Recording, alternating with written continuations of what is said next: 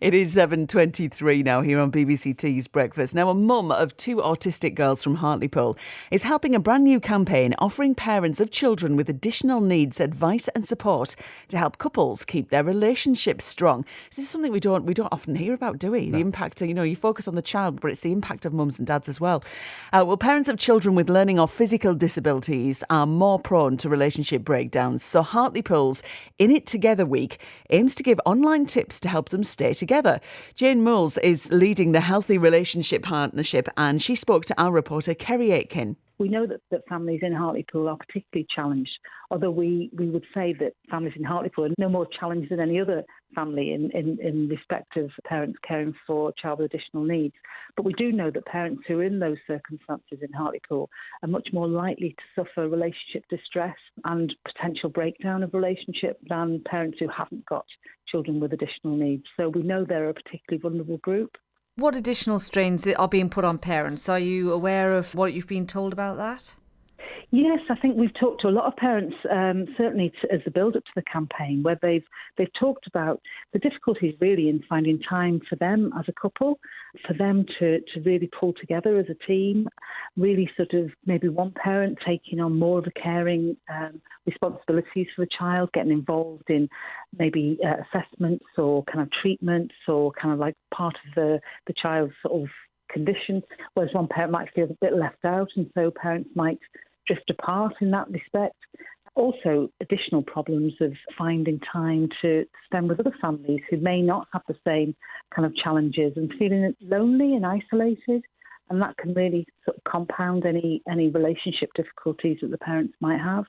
So, again, I think what parents have told us is that, they have a combination of stresses between the parents, but also the family, maybe stresses financially, certainly in terms of building social relationships as well. So really, there's a lot more help for parents, and this week's about making sure that they know where to go if they need the help. That's right. Certainly, parents can go and access help on our website, and there are resources there to download. We've also got very, very generously parents in Hartlepool who are in those circumstances have shared their stories and also shared their top tips for, strengthening the relationship. So, what's available on the website really comes from an evidence base, but also from, people's real life stories and telling, how it is for them. Well, Alison from Hartlepool is a mum of two children with autism and is going through an autism diagnosis herself. She's the ASD lead at Families First North East and blogs about her experience as a parent of children with additional needs. I think it's a challenge from being able to gain the right support for your child, because obviously every child is different. Every child needs different support. And then it's obviously within the family. I think there are challenges every single day, to be fair, to some degree.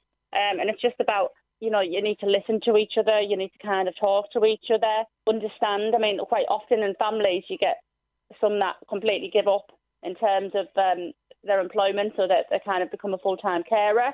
So maybe you might have one parent doing that while the other parent's gone to work, or you might have single-parent families where mum or dad has took on this role and they're kind of doing it on their own.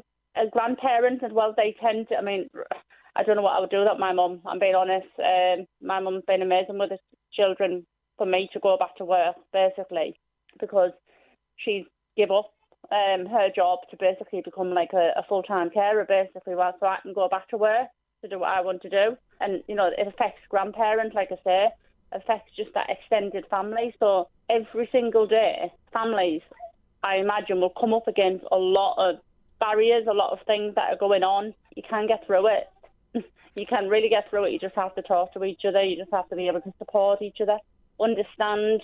And I think with children with additional needs as well, it's about not being in denial about a lot of the conditions that they're diagnosed with.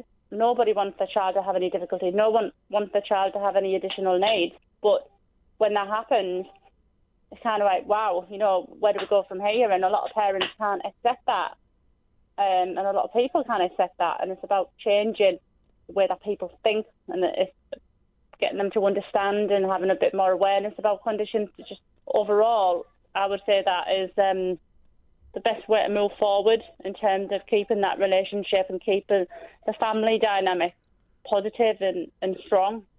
And Alison actually blogs about her experience as a parent of children with additional needs. You can read more on her blog, which is called I Am Her Voice, Our Autism Journey, on her Instagram.